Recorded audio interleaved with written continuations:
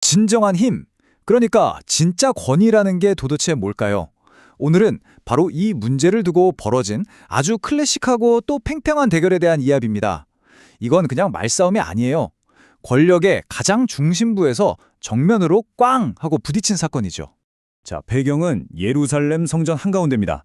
분위기가 정말 살얼음판 같아요. 바로 이 순간 이 날카로운 질문이 터져 나옵니다. 대체 무슨 권위로 이런 짓을 하는 거냐고. 누가 당신한테 그럴 권한을 줬지? 이 한마디로 모든 갈등이 시작되는 겁니다. 딱 들어봐도 이거 그냥 궁금해서 묻는 게 아니죠. 맞습니다. 이건 정말 치밀하게 계획된 공격이었어요. 당시 예루살렘을 꽉 쥐고 있던 최고 권력자들이 던진 아주 날선 질문이었습니다. 그럼 이 질문을 던진 사람들이 누구냐? 바로 대제사장, 서기관, 장로들, 한마디로 예루살렘의 실세들이었습니다. 이 사람들은 성전을 자신들의 손아귀에 넣고 거기서 나오는 어마어마한 돈으로 배를 불리고 있던 기득권 측이었던 거죠. 아니 근데 이 사람들이 대체 왜 이렇게까지 화가 난 걸까요? 그 이유를 알려면 딱 하루 전, 24시간 전으로 시간을 거슬러 올라가 봐야 합니다. 이 모든 일의 발단이 된 사건이 있었거든요. 자, 사건이 어떻게 진행됐는지 한번 볼까요? 첫날 예수가 예루살렘에 입성합니다. 그리고 바로 다음 날 성전에 들어가서 장사치들을 다 뒤엎고 내쫓아버리죠. 그리고 마침내 셋째 날 바로 이 종교 지도자들이 예수의 권위에 정면으로 도전하는 겁니다. 보세요. 갈등이 점점 더 커지는 게 눈에 보이죠? 입성, 성전 정화, 그리고 쾅, 권력 충돌. 이렇게 이어진 거예요. 그러니까 여기서 우리가 알아야 할 게 뭐냐면요. 예수가 성전에서 상을 뒤엎은 건 그냥 이러면 안 돼 하는 시위 정도가 아니었다는 겁니다. 이건 뭐랄까? 지도자들의 권력, 그리고 그들의 돈줄을 정면으로 공격한 거였어요. 그들의 경제적, 정치적 기반 자체를 뿌리채 흔들어버린 정말 파격적인 행동이었죠. 자, 그럼 이 싸움의 본질이 뭘까요? 사실 이건 규칙과 진리 사이의 충돌이었습니다.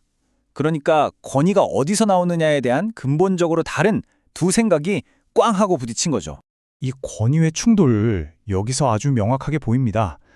한쪽에는 하나님의 말씀에서 나오는 권위가 있죠. 이게 원래 이스라엘의 최고 원칙이잖아요. 예수의 행동은 바로 여기에 근거하고 있었고요. 근데 다른 한쪽엔 뭐가 있었냐? 바로 인간이 만든 전통, 즉 지도자들이 자기들끼리 만든 규칙들이 있었던 겁니다. 왜 만들었을까요? 결국 자기들 배 채우려고요. 겉으로는 하나님의 말씀을 따르는 척했지만 실제로는 자기들이 만든 규칙을 그 위에 올려놓고 있었던 거죠. 이런 상황을 설명하는 아주 흥미로운 개념이 하나 있습니다. 바로 기독교 사회학자 자크 엘룰이 말한 뒤틀린 신앙이라는 건데요. 이게 뭐냐면 어떤 조직이 처음에 가졌던 순수한 원칙, 그러니까 그 본질적인 진리보다 조직이 스스로 만든 규칙이나 전통이 더 중요해져 버리는 현상을 말하는 거예요. 딱 지금 이 상황 같지 않나요? 자, 이런 막다른 공격을 받은 예수가 어떻게 대응했을까요? 놀랍게도 자기를 변호하지 않아요. 대신에 단 하나의 질문으로 판을 완전히 뒤집어 버립니다. 이 기가 막힌 역습 한번 보시죠. 그 질문이 바로 이겁니다. 요한의 세례가 하늘에서 온 거냐 아니면 사람에게서 난 거냐. 와, 이 질문 하나로 공수가 완전히 바뀌어버려요.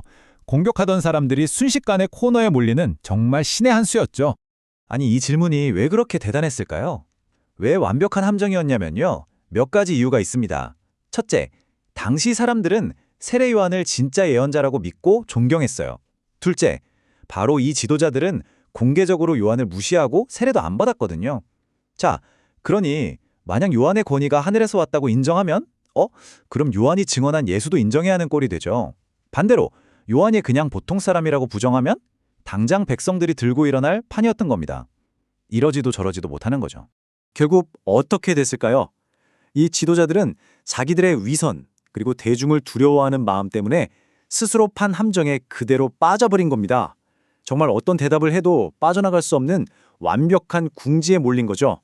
자, 그들이 처한 딜레마, 정말 진퇴양난이었어요. 만약 하늘로부터 왔다고 대답하면 어떻게 될까요? 예수가 바로 이렇게 물어보겠죠. 그런데 왜 당신들은 그를 믿지 않았소? 할 말이 없잖아요. 그럼 사람에게서 났다고 하면요? 그 순간 요한을 따르는 저 수많은 사람들이 가만히 있지 않았을 겁니다. 폭동이 일어날지도 모르는 상황이었죠. 그래서 그들이 내놓은 최종 답변이 뭔지 아세요? 바로 이겁니다. 우리는 모른다. 정말 비겁하지 않나요? 진실을 말하는 대신에 그냥 모른다고 발뺌을 해버린 거예요. 오직 자기들의 권력과 자리를 지키기 위해서 말이죠. 결국 자기들의 부정직함이 스스로를 덫에 가둬버린 셈이죠. 자신들의 부패가 드러나는 게 두려워서 차라리 나는 무지하다고 인정해버려야 했던 거예요. 이 모른다는 대답은 사실상 우리가 졌다고 선언한 거나 마찬가지였습니다. 정직하지 못하니까 이렇게밖에 할 수 없었던 거죠. 자, 이 오래전 이야기에서 한 걸음 떨어져서 한번 생각해 보죠. 이 사건이 오늘날 우리에게 말해주는 권력의 진짜 의미는 뭘까요? 이건 그냥 옛날 이야기가 아니거든요. 이 이야기는 우리한테 두 가지 종류의 권위가 있다는 걸 아주 명확하게 보여줍니다. 첫 번째는 진정한 권위예요. 이건 자기 자신보다 더 큰 원칙, 예를 들면 하나님의 말씀 같은 진리에 기꺼이 복종하는 데서 나와요. 반면에 두 번째는 왜곡된 권위죠.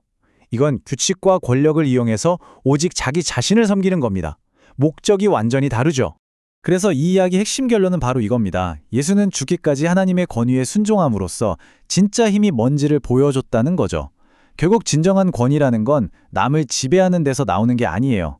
더 높은 진리 앞에 순종하고 정직함을 지킬 때 생겨나는 겁니다. 결국 이 이야기는 우리 한 사람 한 사람에게 이런 질문을 던지고 있는 것 같아요. 나의 권위는, 그리고 당신의 권위는 과연 언제 진리를 위해 쓰이고 또 언제 나 자신을 위해 쓰이고 있는가? 이 질문을 우리 각자에게 던져보면서 오늘 이야기의 의미를 되새겨보는 건 어떨까요?